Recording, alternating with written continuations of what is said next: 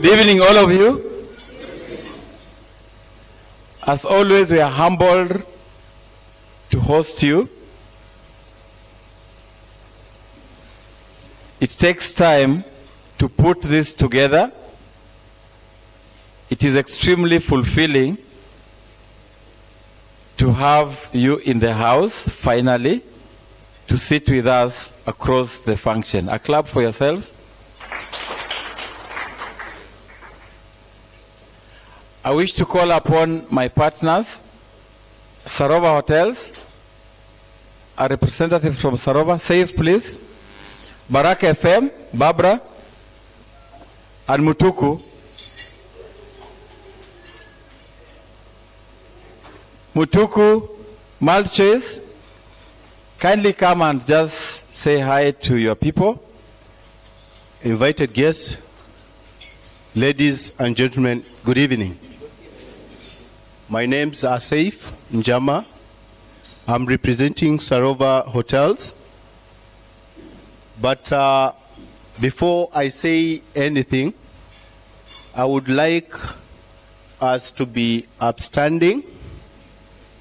We have lost our MD of Sarova Hotels, Mr. J.S. Vora, this afternoon through road accident that happened at Emali. We also know that he is actually the chairman of the Rally Classic, which the flag off was occasioned by His Excellency Ali Hassan Joe yesterday, and little did we know that we would not see our MD again. So please, let's observe a minute of silence.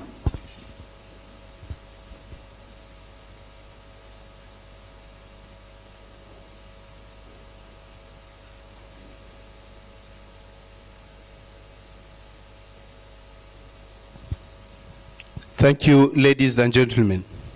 I would like to welcome you all to today's Marketing Africa at Sarova Hotels, and thank you for choosing us as your preferred destination. Most welcome and feel at home. Thanks. As a radio station, we don't just give you information. We give you news, we give you entertainment. We are your business partners. If you are launching an event, if you want to advertise anything, if you want to announce anything, we are always there. And every big thing in Coast happens with Baraka FM. So if you attend an event and you don't see that banner there, or don't hear the name Baraka FM, just know you are not in a big event. Yeah? So, karibuni sana Pwani. We cover the whole of Coast Province, the former Coast Province. That includes the 6 counties. We've been in this market for the last 17 years, the first radio station ever in the Coast region. We are a commercial station, and we serve your needs, whatever business needs you have. If you have events, you want to partner with us, we also give you coverage, and we are always there for you. Shikamo. Thank you. I call Mutuku of DSTV. My name's Peter Mtuku. I represent MultiChoice, which is the umbrella company for DSTV and GoTV. Basically, my day job is to ensure that you have entertainment in your offices, in your homes, and in your businesses. So even as I partake of this event, I'm here to just make sure that you get entertainment coming your way in the form of decoders that we do sell. And today we are giving you a special offer where we are having a decoder with internet at the price of 7,000. So as you continue with your meals, you can sample those decoders out there, and we'll be glad to sell them to you and even to install them for no fee at all in your premises. So please help me bring entertainment to your homes. Thank you. You know the sacrifice it takes for brands to come aboard as partners. The trouble with a lot of us in marketing is that we have become certified excusists. Any excuse that you can fundraise to give a regret to some project, you are doing it. It will be, let's wait for the election, It will be, let's wait for the announcement of the election. It will be, let's wait for the Supreme Court. It will be, let's wait for the appeal. We have so many fundraised excuses that are costing a lot of good projects. And I want to tell you, if you must make an impact, you have to live, and you have to live now. For you do not know if the next minute you will be breathing. And our condolences to the Sarova family for the big loss of Vora. To some, the reason we do these forums, of course, is to feed our intellectual hunger. We don't come here to drink or just eat. Although that is part of the journey, it is tertiary and near secondary to our primary goal, which is to feed your minds with something that is refreshing, something that connects with you, something that can add value to your own personal journey. We have a lot of stories, all of us, independent stories. Of course, some of us have extremely hopeless stories. Some of us have outstanding stories.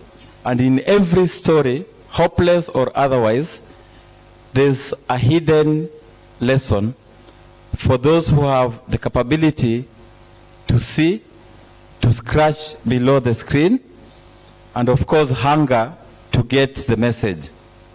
So the reason we come here is not to win these prizes. It is not for the whining. It is to learn something. It is to network with our other professionals from other corporates. Tonight marks the final 2017 Mombasa Quiznite.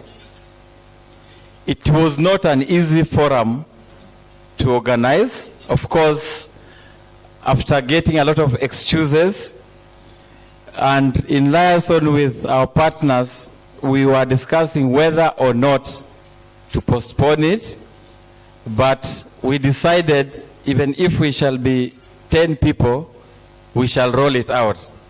And when I talked to Sam Omukoko, he agreed to come and share with us. Sam and I come many years back. He has walked a journey that has been extremely slippery.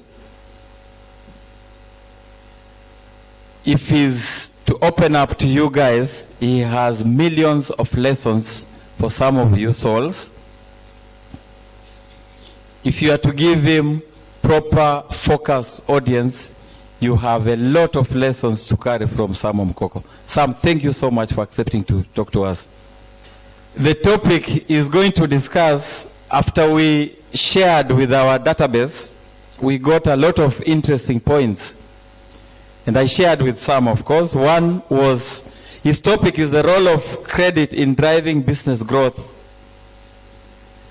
But some of the comments we were getting were, maybe the topic should have been the role of credit in collapsing SMEs, or the role of credit in killing businesses, which outrightly shows that at our personal level and in our professional engagements, we have either abused credit or we don't know how to utilize it for growth. At this point, I want to call James Mwadei from Chai Trading to officially introduce to us our keynote speaker so that he can share with us the very many lessons he's carrying in his belly. Thank you so much. A clap for me. Fellow marketers, ladies and gentlemen, our honored guest, Mr. Sam, karibuni sana, and good evening to everyone. As you've been told, my name's James Modegu. I come from Chai Trading Company Limited. And if you've ever heard about, if you've engaged in the tea industry, You cannot be a person who have engaged in the tea industry without the mention of chai trading or KTDA as a powerhouse, both in the local industry and in the international market. We deal in both warehousing, and also we deal in auction. We deal in a lot of things, but primarily today we are not here about that. It's been a tough year for all of us, especially us in the business industry. It has been a political year, and normally in politics, business is the most suffered entity. There is a lot that is at stake normally in business when politics is in play. Most of us have been victims out of bad politics. Politics has been a major factor in our industry, especially for us in the tea industry. We deal with the international market. Without the goodwill and political goodwill in our country, we suffer a great deal. And I want to take this opportunity to thank Marketing Africa for them to host this opportunity so that every one of us comes here. It's not an easy task. I believe those who have the opportunity to come here and have presented their brands, these are great brands. For any brand to be termed as great, it must stand on the shoulders of men and women and youth who are greater than the brand itself. A brand is not just a brand. It is the staff who uphold a brand. It's not about Bidco, it's not about Safaricom, but the staff behind the brand. I am a person with the HR backing. I come from a HR background. So it is never about a brand, it is about the people. We believe that it is the people who drive a brand. It is never a brand that sells itself. Even for us to be in Sarova, Sarova could not have been known if it is not marketed outside. Am I talking to someone? Now, a brief bio of the person that will be our keynote speaker, Mr. Sam Koko. Without further ado, I wish all of us to stand up and give a hearty clap to Mr. Sam Omukoko. Please.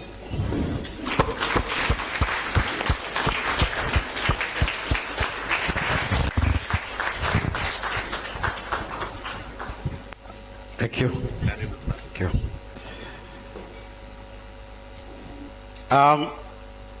When William told me that he would like me to come and give a keynote speech to members of the Marketing Society on this occasion, I was wondering, I am a man of credit because I have now spent more time in credit. What will I tell marketers? And so I spent a bit of time trying to think about what I would share with you. But I know that one great man called Philip Kotler says that financial success of any corporation is often determined by the marketing force behind it. So marketing is a very important function of every organization, because if you do not have a marketing function in an organization, it is difficult to push your products to your customers. But when you look at what marketing does, it enables customers to get three things. One is access to the products that companies provide. And access is a very important thing. If you cannot access a product, then you will not be able to meet your needs. And the product can be in the market, but you may not access it. Take, for example, in the olden days before marketing was fully established, we grew up knowing that there's one company called East Africa Industries that had most of the goodies that we wanted. They used to sell Blue Band margarine. They used to sell juice called Treetop. They had a number of things. But the margarine was packed, the lowest you could get was the 1 kilogram tin. And it was very expensive. So meaning that a lot of people who wanted to access that particular product were kept off because of price. But when marketing came, that product was broken down. Until today, you can find 5 grams isn't it? A sachet of 5 grams of Blue Band. And if you have a budget of 100 shillings, you can buy Blue Band, you can buy sugar, you can buy a quarter loaf, and you will have a good breakfast. Just as a result of marketing thinking. Because a lot of people had been excluded from accessing that particular product. But marketing thinking did enable people to start accessing quite a number of things. The other thing that marketing does is affordability. And affordability means that can you be able to make the product to suit someone's budget? Again, if we use the same example of the 5-gram sachet and the 1 kilogram tin, you can see that somebody who had a budget of 100 shillings can actually be able to now afford to buy a Blue Band and smear it on their bread and have a good breakfast. The last thing that marketing does is to give people a choice. Because then when there are many products, you can have a choice. Because then you have information of what is available in the market. And because of that information, you can assess what suits you, and you choose what will then be good or fit your needs. So from that perspective, marketing plays a key role in improving people's standards. In an environment where marketing is not developed, people tend to suffer because then nobody is thinking about their specific needs. But it comes down to one thing that is extremely important, and that is the value proposition. If you have a customer, or you're targeting a customer, the key is how do you develop a value proposition that fits that particular customer. A customer would be in form of a segment. A segment is what gives you a reasonable market for you to develop a value proposition. If you develop what we call a resonating value proposition, then success is always assured, because then you have fitted whatever value you have to the circumstances of the customer. So to that extent, marketing is key. Now, why did I start with that? Because I'm here to talk about matters credit. But I would like to see how credit links with marketing. Now, credit is familiar to all of us, and the nature of credit is that you receive value now on deferred payment terms. That means get it now, whatever it is, but pay after some time. And because there is a difference between the time you receive value and the time that payment is made, credit introduces two things that are usually crucial if you have to succeed in using credit as a tool of business. And the first thing is the time value of money. Money today and money 30 days from now does not have the same value. You'll find that money in a high inflationary environment, money will always lose value. So if you give value for goods now to receive in 30 days or in 60 days, you will receive less value than if you had received at the time that you gave. And that is an important component because it impacts on your profitability. The other thing is because you are now relying on a promise to be paid, it introduces the element of probability. That there is now a chance that you either will be paid or you might not be paid. And so if you are using credit as a tool for business, those two concepts become extremely important. That if I am looking at cash flow and the value of cash flow that I want, then I must get paid on time. If we have agreed that you pay me after 30 days, can I get my money on the 30th day? If I get it after 60 days, I am not receiving the value that I wanted when I was selling my goods. Now, but are there benefits for credit? In general, credit has 4 key benefits. One is that credit pushes your sales. Many of us do not have cash all the time, but we need to consume. If I have to wait until I have cash in order to buy what I have to buy, it means most of the time I will be deprived of what I require.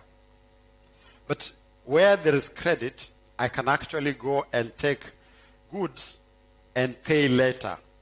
And because now the seller of the goods can be able to push those goods to me with an agreement for me to pay later, they can sell a lot more.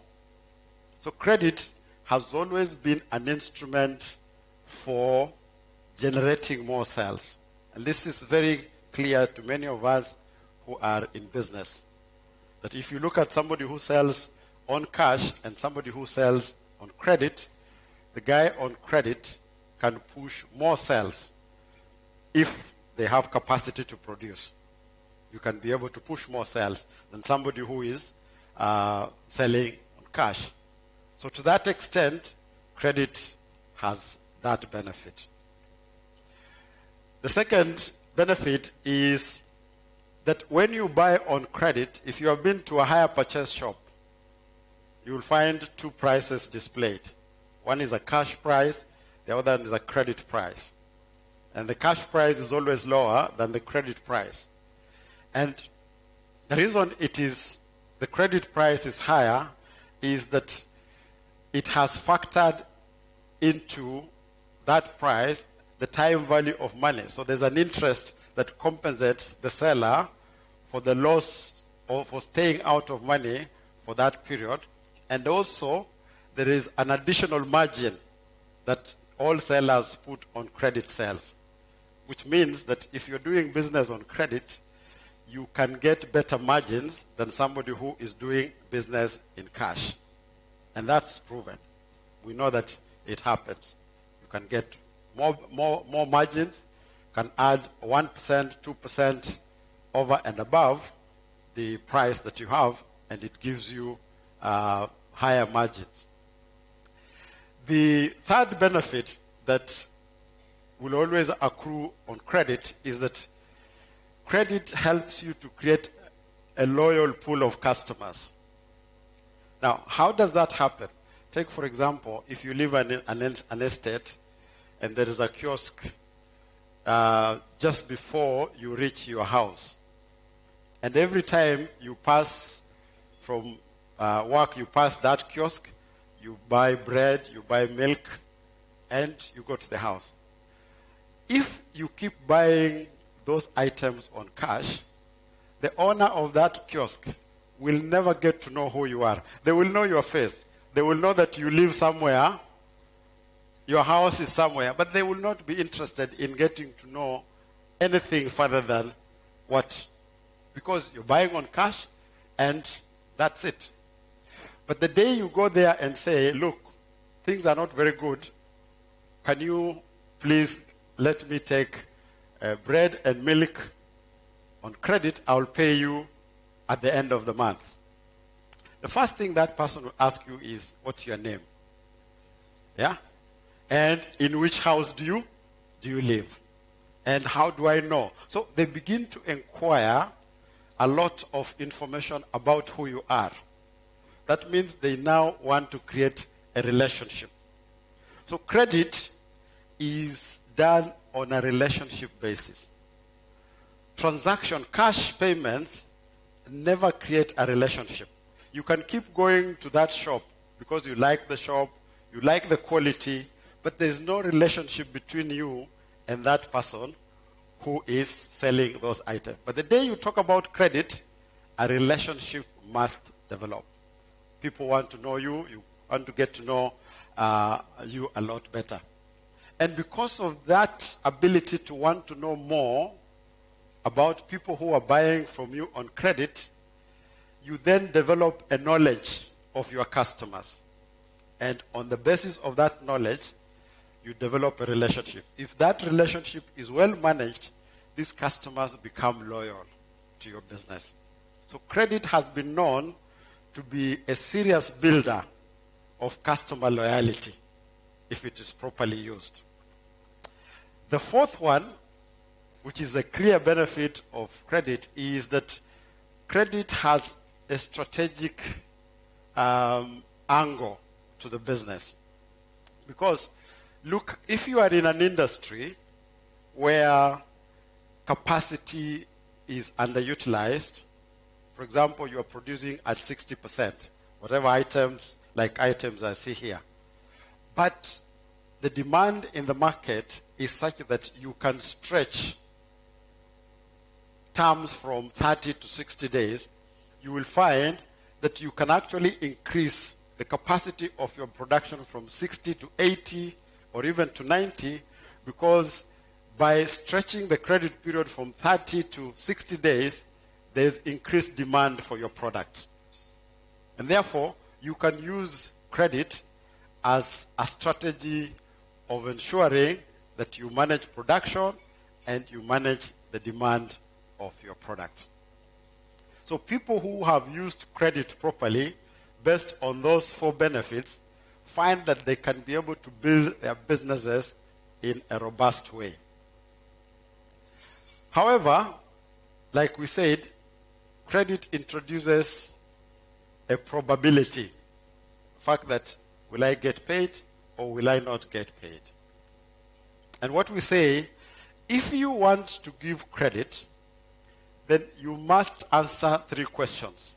You must ask yourself 3 questions and give answers to those questions. The first question is, if I give this person credit, will they pay me back at all? Because look, if it is a product like this, you have your capital. You've put capital to produce this item. If it is a bank lends because they combine their capital plus customer deposits. If you give credit and you don't get paid back, the first thing you lose is your capital. And if you keep losing your capital, what happens to your business? It has to collapse, isn't it? Because the money that you invested is being lost through the customers that you are giving credit. And capital loss is a very serious thing. It is the cause of most of the failures that we see in businesses. So that's the first question.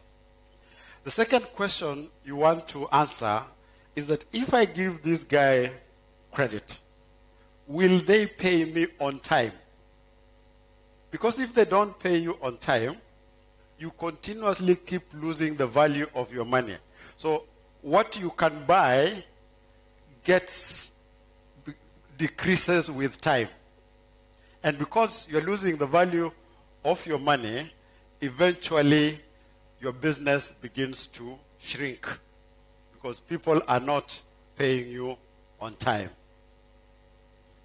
The third question you must then ask is, what does it cost me to give this credit in terms of the processes? Maybe you're borrowing money. Maybe it takes you a lot of time to process an application, like in the case of a bank, or in the case of trade credit supplies. Somebody applies for credit and it takes you like 2-3 weeks to process that order. If you calculate the cost of giving that credit, you will find that it is a significant part and it eats into your profits. So it consistently reduces the amount of profit that you can get. So it simply says you must be able to improve on your efficiency in terms of how you give credit. But credit itself conforms to a science. It's not something that you can just wake up and say, I want to give credit. I think you've heard about the 5 C's of credit, and the 5 C's of credit are the basis upon which credit worthiness is always assessed. Now, what do we know about the credit environment in Kenya? Because we all live here, and we know that if you compare the last 7 years and take 10 years before those 7 years, let's take the period between 2000 to 2010 and 2010 to date, there is a significant difference in this market in terms of access to credit.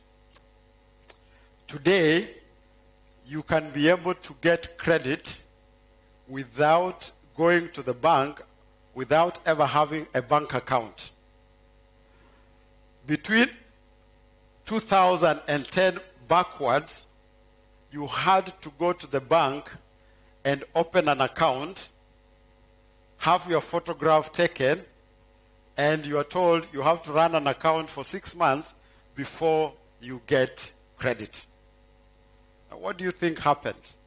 What's the difference between 2010 backwards and 2010 forwards? Why is a bank today able to give you money without ever wanting to see your face? And they know that whatever it takes, you will have to pay back. Now, these are the developments that have taken place in this country, and it brings me to discuss what our business today is, the business of the Credit Reference Bureau. A Credit Reference Bureau is based on a mechanism where lenders and credit providers share information about their customers. What is sharing information? I'll give you a small example. Before credit reference bureaus were introduced, if you were a customer of KCB and you had a loan with KCB and you went to Barclays Bank and asked Barclays Bank for a loan, you would fill a form at Barclays Bank. And Barclays Bank would ask you, do you have a loan anywhere else? Then you tell them, yes, I have a loan at KCB. And what Barclays Bank would do, they would write an opinion request to KCB and say, so-and-so has applied for a loan here, but they have said they are your customers and that you have given them a loan. Can you please tell us how they are performing on that loan? Now, what do you think KCB will do? If you are a good customer of KCB, what will they say? Yeah? What will they say? Because they don't want to lose you, isn't it? So they would say, this guy is not very good. So that the account does not go. But if you are a bad customer, what will they say? That we know him very well and we consider him a very good, so that Barclays can buy the account, which is a bad account. And that is a form of exchanging information, but it is not objective. So what has happened is that credit reference bureaus have been established as a means through which banks exchange information on their customers. So in the current circumstances, what happens is that instead of KCB communicating with Barclays, that information comes to the Credit Reference Bureau. So every bank gives information to the Credit Reference Bureau, And every time you go to a bank to borrow, the place where the banks check is the Credit Reference Bureau. So everybody who has borrowed has a Credit Reference Bureau profile. Now let me tell you the history of credit information sharing in this country. In 1990, those of you who are big enough, you remember the country became a multi-party system, isn't it? Do you recall? We moved from a single party to a multi-party system. And what then happened is that the then president said, okay, this is a new dispensation. We are now starting a fresh page. Forget about the past. I will now do my 2 terms. So I will run first term 1992 up to 1997, second term 97 up to 2002. And what he did in 1992, he set up a team called YK92. Do you remember? Yes? And YK92 was specifically set up to ensure the re-election of the then President Moi. And they worked very well. Some of the guys who are in that team, you know them, they're still there. They're still very active.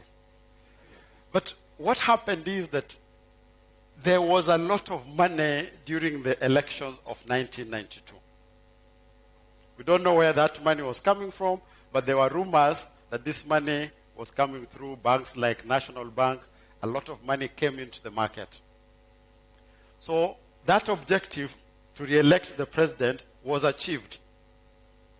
Now, what happens when there is a lot of money in an economy? Yeah? There's a lot of money. What happens? People? When there's a lot of money in an economy, what happens? There's inflation, isn't it? There's a lot of inflation because the amount of money moving around is not matched by the available goods and services. The second thing is that because of the high amount of money in the economy, many banks were not able to lend. There were very many people who were defaulting. So the banking sector started experiencing a very high default rate.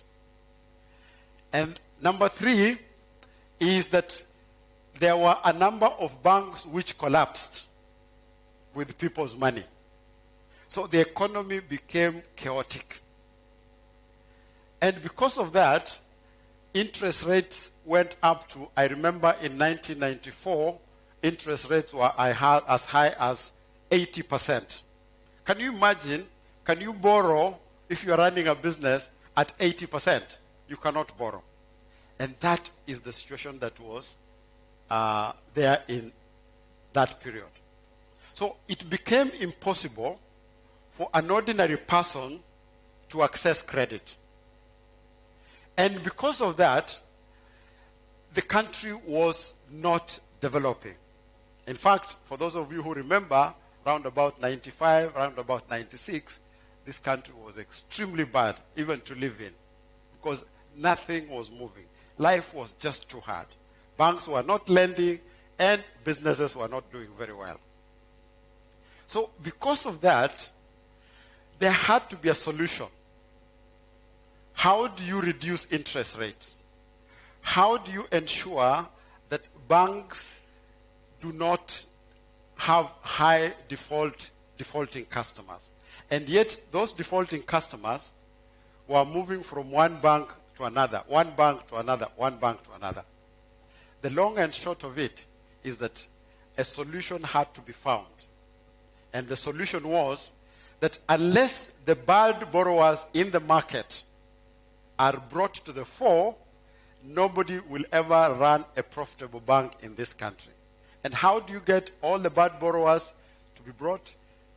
The solution was to set up a credit information sharing mechanism. And like William was saying, at that time I was working for KCB, and I had done quite a bit of background reading and understanding banking and how the financial sector worked. What I did is that I established this company in 1996 and decided that what I'm going to do is to introduce the credit information sharing in this country. And I was alone. I remember the first article I did in 1998. Nobody knew what I was talking about. It was published by the Nation newspaper. When it got to 2000, I resigned from KCB. And I said, this thing must be done. And the day I resigned, my promotional letter was ready. I had been a branch manager, but now I was being promoted to head a very large division. I did not take that letter. I decided I want to go and do something else. Many of the friends who knew me said, this guy is a mad guy. Walikuwa nasema nimetupa mbao. Unajua kutupa mbao? Yes, because they could not understand how a guy who seemed to be doing so well was leaving to go and talk about something nobody knew about. But there I was in 2000. I left the bank and started Metropol. Then the thing we started is now we started agitating for the law, because banks could not share information without the legal structure being in place. So we lobbied members of parliament, and the first amendment was done in 2004. But then it was a weak amendment because it provided that banks may share information on their customers. So that didn't fly. We went back again. We lobbied. Members of parliament were always afraid because they were saying, this thing is going to expose us, because quite a number of them were issuing bouncing checks. And if you are issuing in harambes and stuff like that. And therefore, they were very much against it. But I managed to personally convince the then finance minister, Mr. Okemo, and told him that this is a good thing for this country. I remember I had to go to Naivasha to meet the finance committee to do a presentation, purposely to convince this guy that this is a good cause and it's something that they need to do for this country. Good enough, when they came back, they managed to pass the law, but only mandated banks to share default information, but not good information. That was okay. At least we got something. So that happened in 2007. Then by 2010, the first credit reference bureau was licensed in this country. Unfortunately, I was not the first one to be licensed, the way things happen in this country.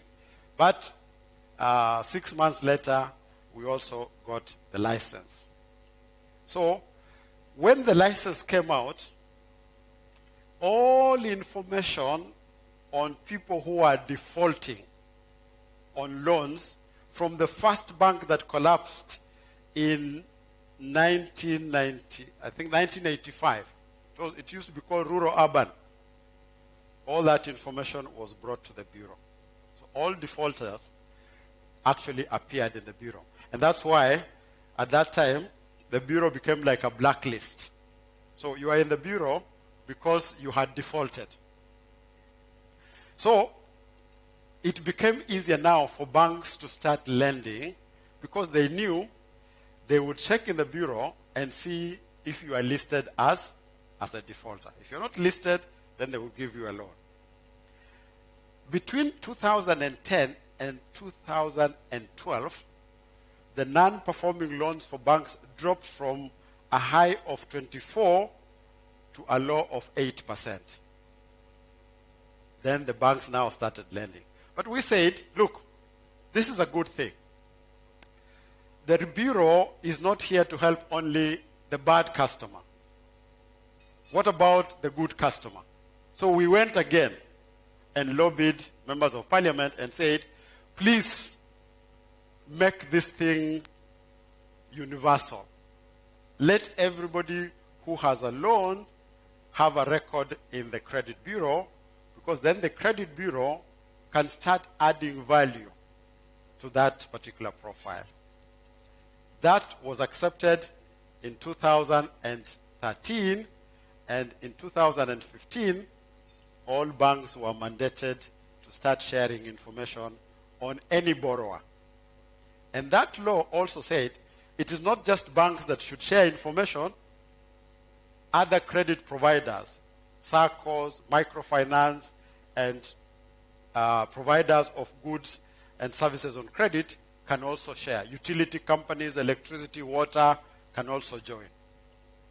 So today, as we speak, every institution that gives credit submits the name of the data into the Credit Reference Bureau. So in this country today, if you have an ID, you are already in the Credit Reference Bureau. And you need to check. We have facilitated people to check their credit profile. If you do star 433 hash, if you are not resisting, if you are not resisting and you do star 433 hash, you will see your credit profile in the bureau. That credit profile will have a score. And that score is a measure of whether you can get credit or you cannot get credit. And that is what is happening today. And the good news is that it has moved credit from being a relationship thing, like I said about the kiosk case, to a transaction thing. That is why banks are now able to establish a lending platform like the M-Shwari, like the KCB M-Pesa, and many other microfinance. They use your record at the Credit Reference Bureau to give you money without you opening an account with them. And that same thing now is also happening to small businesses. So basically, what we're saying is that the credit landscape has now changed. If you look at, I'll tell you about there's an institution called Branch. I think another one is called Tala. It used to be called Mukopo Rais. You see it on your phone, eh? Those guys use social media data to calculate whether you can pay a loan or not. Yeah? What they do, if you download their app and you use that app to apply for credit from them, they have only two places where they check. They check your social media records,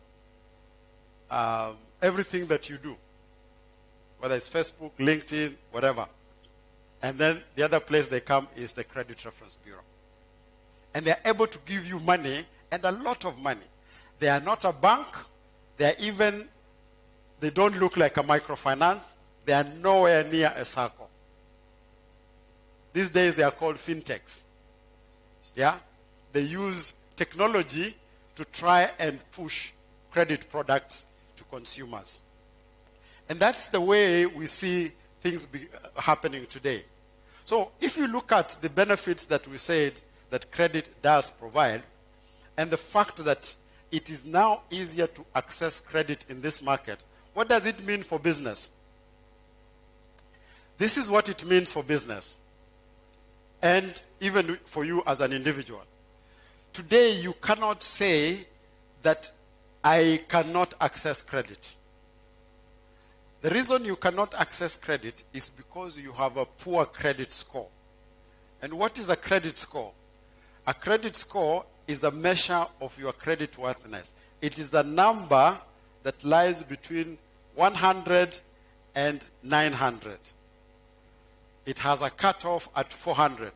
If your score is below 400, it means that you cannot access credit. You have a default item on your profile.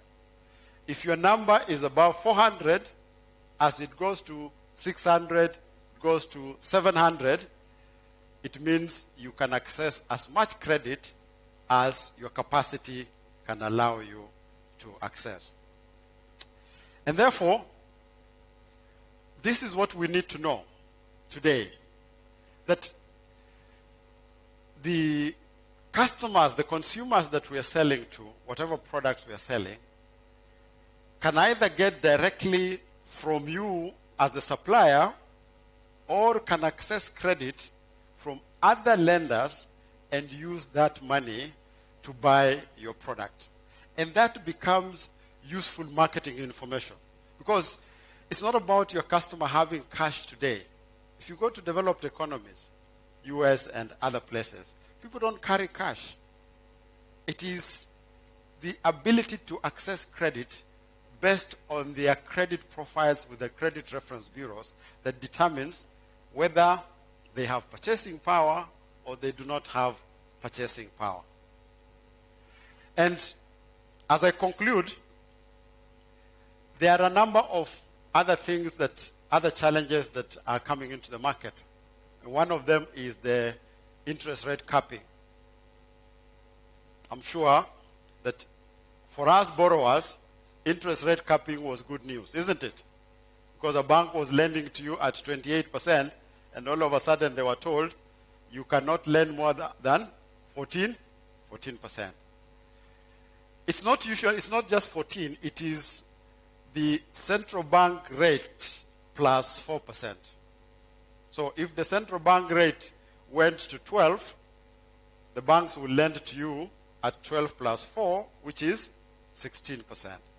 But the good news is that they will pay you 70% of 12% on your deposit. You see, when the banks were lending at 28, they were giving you about 4% on your money. So they give you 4%, they lend at 28. How much are they making? A lot of money, isn't it? But the interest rate capping has said, be fair, narrow the gap. At 10% central bank rate, pay 7% on deposits, lend at 14%. And that is fixed.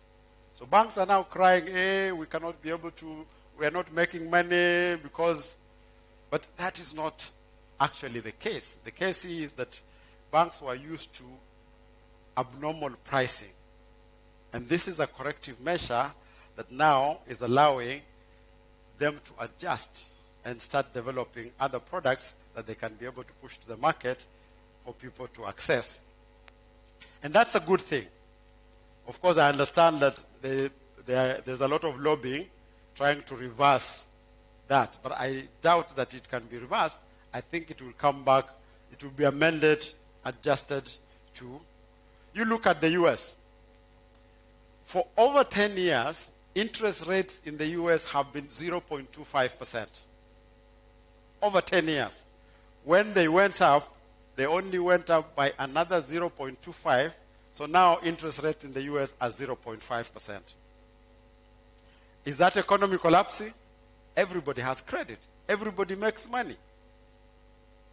Whereas here, look at the rates that are available in the market. So, what needs to be understood is how money is priced. If you're going into business or if you're going to engage in credit, then it has to be clear to you how this money or how you are going to price your credit, because it is a factor in terms of the profitability and the cost that you're going to carry in your books. Another thing that has happened is what they're calling the IFRS 9.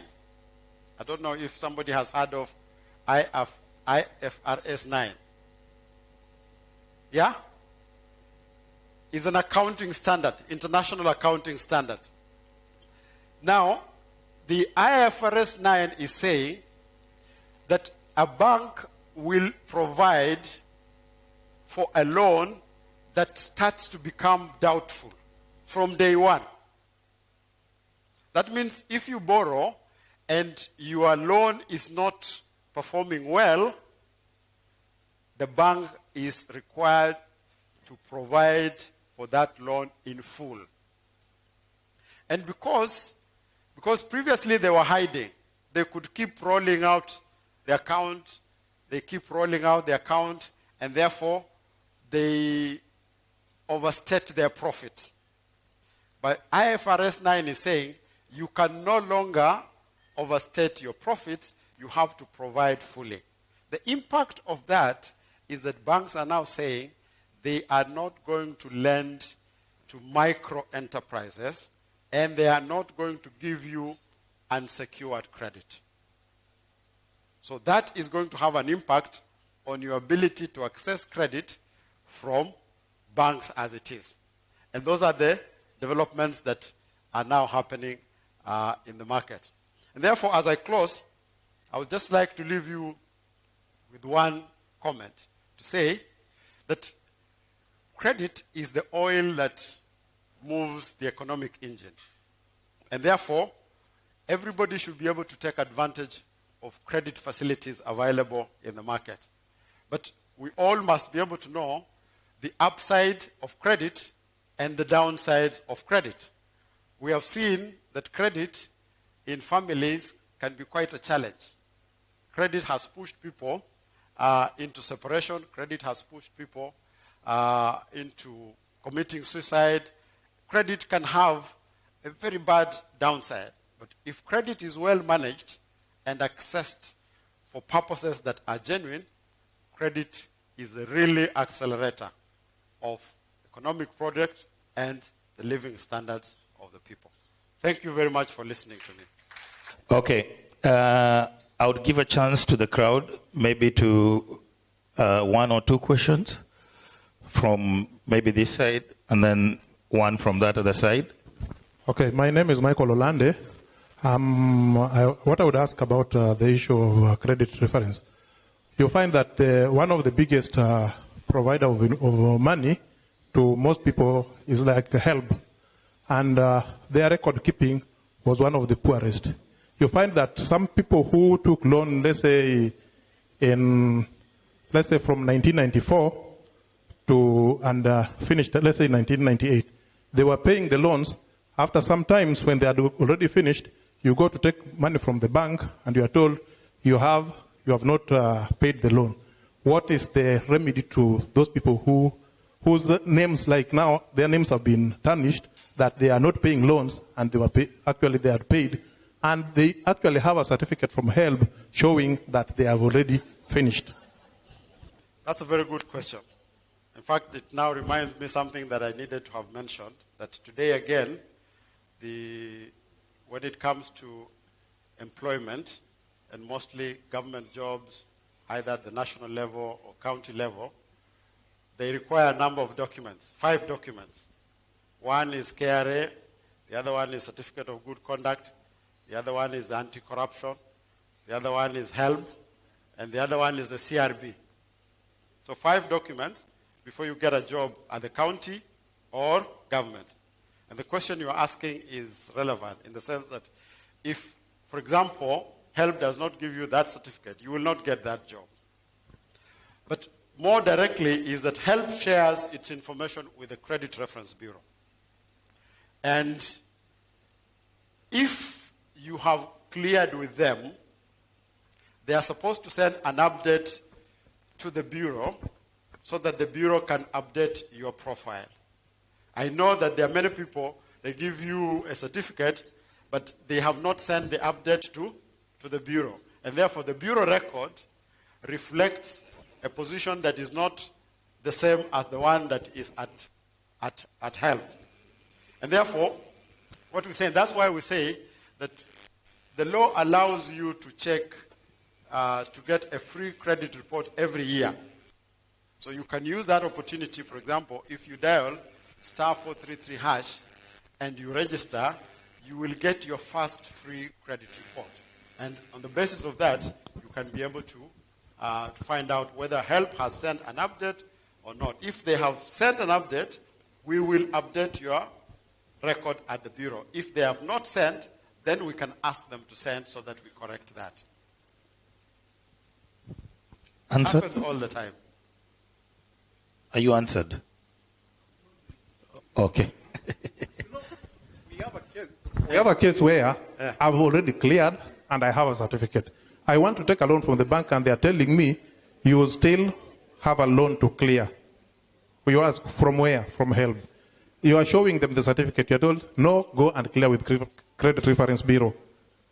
Now, how are you going to clear with Credit Reference Bureau when HELB has already given you a certificate showing that you've cleared? Now, I want to take a loan and I'm being told you have not cleared. Yes. And I can show a certificate. This is the certificate showing I've already cleared. So if I go to HELB, what is HELB going to tell me? You've already cleared. We've given you the certificate. Yes. This is what I'm saying. This is what I'm saying. When you clear with HELB, that information should come to the bureau automatically. If it doesn't come to the bureau because sometimes they forget, and you go to the bank does not check with HELB. The bank checks with the bureau. So they will find an updated bureau profile. And all you need to do is to come to the bureau and tell the bureau that I've already cleared this thing. The bureau will tell HELB to send that record so that they update your profile and your things will become okay. Okay. Any other question from the right-hand side of the room? I want to know whether you have other people providing information, like the utilities. Whether we have started receiving the utility? Yes, we are already receiving water information from a few water companies. However, there is a bit of a challenge from the electricity. And because Kenya Power says their data is not good. And they fear that if they push that data into the bureau and it is showing that you have a default item with them and the bank is using that record to reference on your loan application, you might be denied credit and you take them to court. So what we're trying to do is a structured approach to say, let us first look at those whose records are okay. So we load that into the bureau. Those whose records are not good, we allow them time to sort out with Kenya Power before they are brought to the bureau. So electricity information is not yet with the bureau. Okay, thank you. Yeah. Okay. At this point of time, I would like to at least introduce one of us, the former Senate Speaker, Mr. Ekwe Othuro, to just come and say a word and just say hello to the crowd.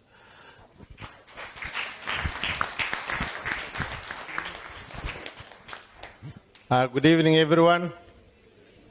Good evening, Mombasa. You know, I thought this job was gone with my other job, this job of greeting people. But I'm very pleased to be here today and be part of this exciting team. I think I've only missed a couple of such events. Just a quick comment on what the speaker has actually made. The issue of credit driving the economy and the economic growth. I have had a bit of beef with many bankers because they say that this capping business is slowing credit. So I'm happy to hear one banker who can confirm it's a good thing, because I think it's a good thing. There is a big move. There is a big move to change that, actually. And I was pleased just yesterday that the central bank monitoring policy decided to maintain the CBR at 10%, which means you can still get your loan at a maximum of 14% and still get the 70% in terms of for your deposits. That to me it should help make credit cheaper, faster, and available to the Kenyan citizenry. In my other profession, there is something called a consumption function. And an economy is based on two things. Consumption being Y is equal to, no, production being Y is equal to C plus S. C is consumption, S is saving. And within the saving function, you deal with investment, borrowing, and the actual saving. So you cannot borrow if you have not saved. For those ones of you who must have been born earlier, like me, because when he talked about 1998, I wondered how many of you were I want to believe you may have been born, but how many of you were alive to these things?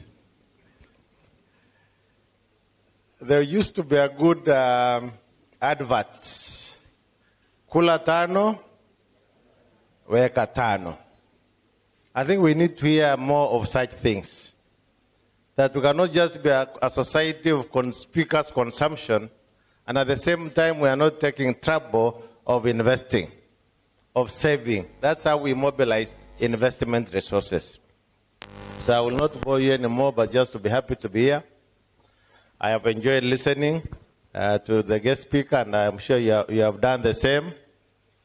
I also want to confirm that I was not part of the resistance movement to that particular law, because I was in Parliament then, and for the simple reason that I never used to issue bouncing checks. I only used to issue checks when I knew I had money in the account. Thank you and God bless. Enjoy the evening. Galena Media to come and give us small talk.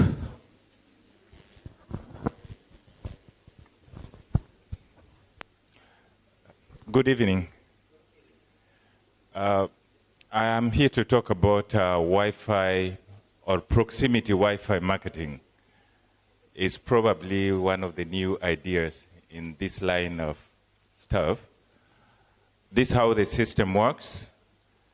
Unlike most locations where you have a restricted Wi-Fi and you walk in and request a password, then you get to log into the Wi-Fi. This system allows the venue owners to get a lot of information by simply keeping the Wi-Fi open. You log in with your Facebook or your Twitter account details. Then this information is captured. The venue owner gets to know who comes in the venue, how long they stay, and how often they come back. All this is captured by a cloud-based system, and such information can be accessed at any time, any date. That such data is stored for over 9 years. The good thing about this is that you get to know who are your most loyal clients. You get to send them messages when they come into your venue or when they leave. And eventually, if you have clients who you can consider to be at-risk clients, you get to contact them. Well, another important thing, you get to have analytics. You get to know who, in terms of name, gender, and age groups of those who are your loyal clients. The most important bit is loyalty-based program you can run on your Wi-Fi. You get to know how often a client comes into your venue. If you have any loyalty-based program or a loyalty program, you can reward your clients based on the number of visits, and that can be tied in on the amount of purchases they make at your location. The current trends of the mobile penetration in Kenya is over 88%. So most people take a lot of their time using their mobile gadgets. So using this system, you can get a lot of data in terms of who comes in, how long they stay, how often they come back, and reward and retain your clients.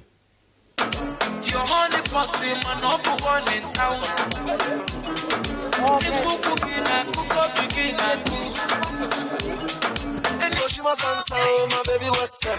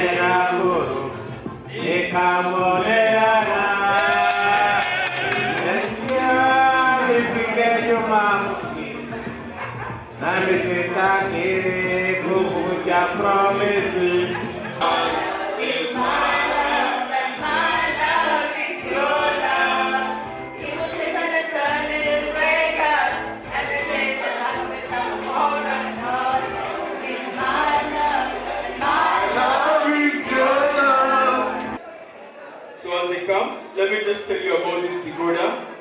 This decoder has a functionality that we call PVR, whereby you can pause live TV, you can rewind live TV, and you can be able to record live TV as you watch another program.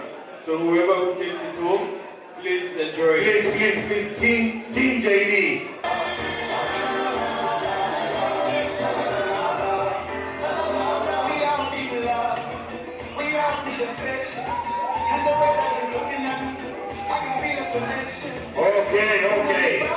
Okay. And the winner of tonight's karaoke challenge goes to Team Twaweza. Tuendelee. Mutuko. Bado, njoo.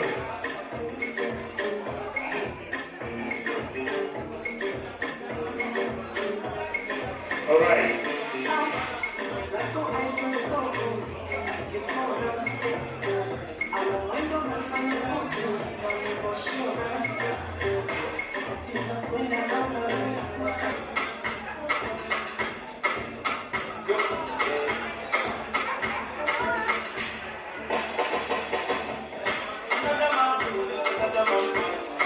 Okay.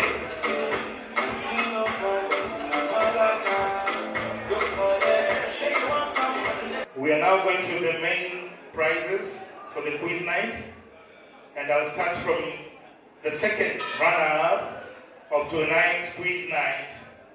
Second runner-up goes to Team Tibim. Second runner-up goes to Team Tibim, and Team Tibim has 42 points. Team Tibim, second runners-up. Come receive your gift.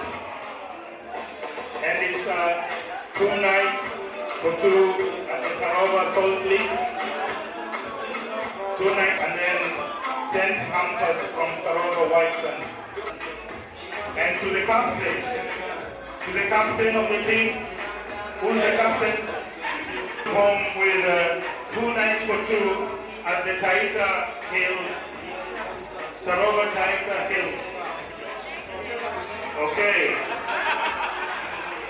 First runners up for tonight is Team Shikamo with 45 points. Team Shikamo with 45 points.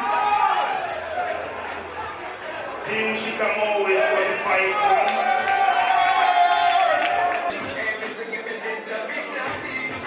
Okay, well done, Team Shikamo. Team Shikamo, well done. Higher.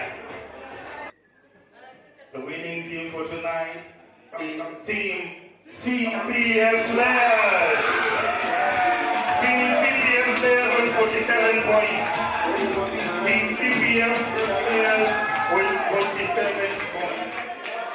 They go home with the hampers from Mikala and 2 nights for 2 at Sarova Whitesands. I'll request same.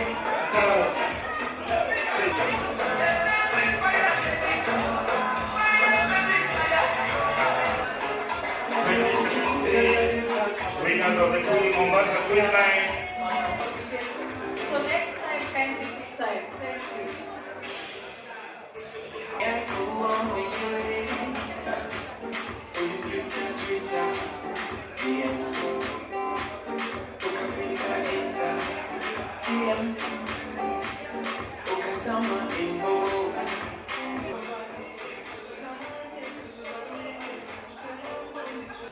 Please lend your ears to Pauline of Research Consultants, Research Consultants. First, I'd like to appreciate our keynote speaker, Sam Omukoko. Thank you so much for the wonderful enlightenment that you've just shared with us this evening. Sarova Hotel, for the wonderful ambience that you gave us, and the meals and the drinks. People are not listening to me because of you, because of the drinks that you gave them. Baraka FM, Shikamo, DSTV, thank you very much for your gifts. Mikala, beautiful products. We really appreciate you. Chai Tradings, thank you very much. And to all of you for being wonderful guests. Let's clap for ourselves. Good morning. To the losers, good morning. To the winners, good morning. None of us lost. Hello? Give me your ears. If they are not working, I'll help them to work for you. Hello? Pauline, thank you so much for coming to Mombasa. I thought you had again successfully joked with us that you are coming, but you managed to reach here. Congratulations to you. A clap for Pauline to coming to Mombasa. To Sam Omukoko. When Omukoko was unleashing point after another, I was looking at the house and there was very high concentration. It looked good to me. I tell you, I have no relation to Chepukati, so what I'm telling you is exact mathematics. A clap for that. And my elder brother, Ekwe, said he wants to listen to Omukoko, and he came. A clap for him. I have a team of my brothers here. By the way, they are from my shags. There's John Niva. A clap for Niva. There's another guy called Don. Not Don Bosco, Don. Don is there. Then, of course, there's Eric Masindet. These are serious professionals. We've been with them for many years. They support not just this project, any forum that delivers lessons to people, they work with it. Aminet is morning. And finally, to all of you,